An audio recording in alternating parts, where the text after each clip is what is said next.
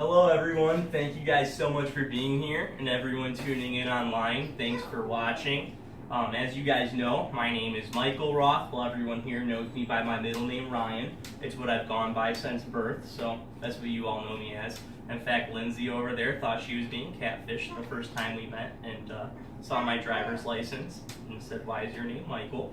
So yeah, it's always had my medical records a little bit messed up since birth. Today I'm going to be doing a speech that's called a life in a bag speech. I'm going to pull out 3 items from my bag and explain their significance to me.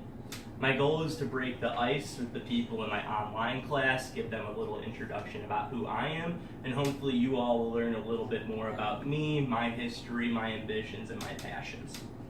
So the first thing I'm going to pull out is my fun one, which is my swimsuit.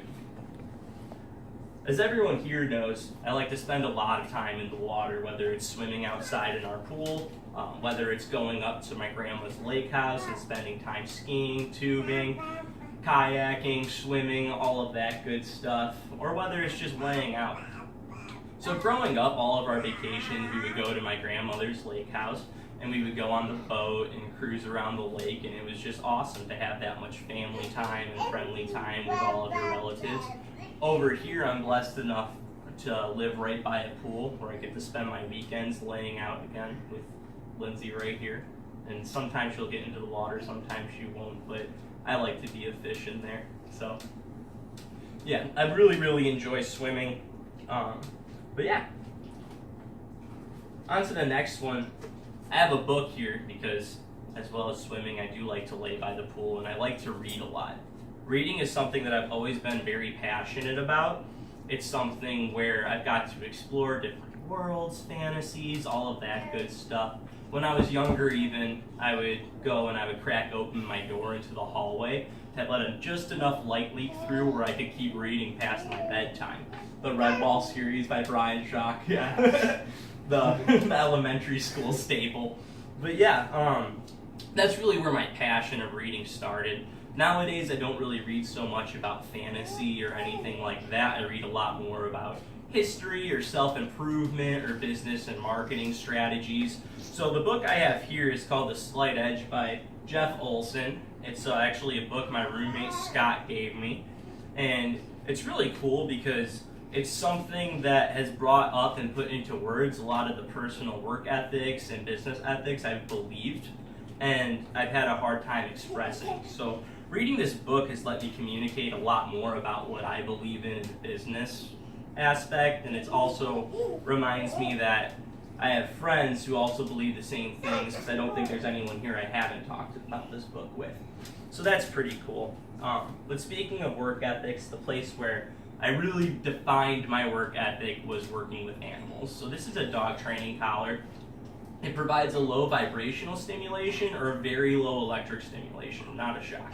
But it's something where you can send a dog a signal without words from very long distances. This one goes up to 2 miles.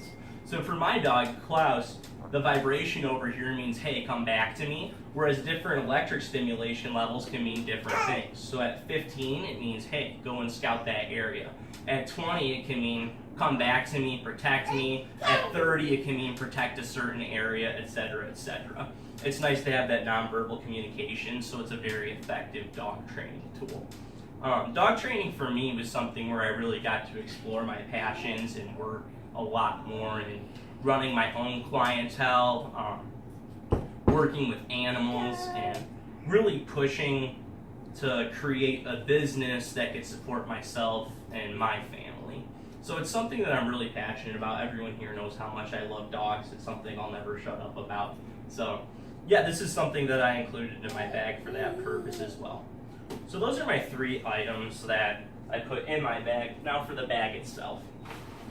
I was told to choose a bag that had significance to me. This is my backpacking bag. Unfortunately, I don't have my original one with me. That got destroyed sometime last year. It was old. But I wish I had that bag, but this is the one that I have here.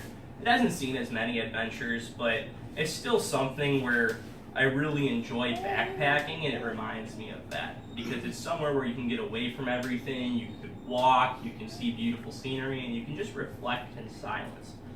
My old backpack got me through the Awapa Desert, the Tusher Mountain Range in Utah, the Pacific Crest Trail, and lots of other really cool places. This one, hopefully, we'll start seeing a few more adventures. I just got it this year, and the summer's been pretty darn busy, but looking forward to this fall to get out to a few more state parks, walk around, and have a good time.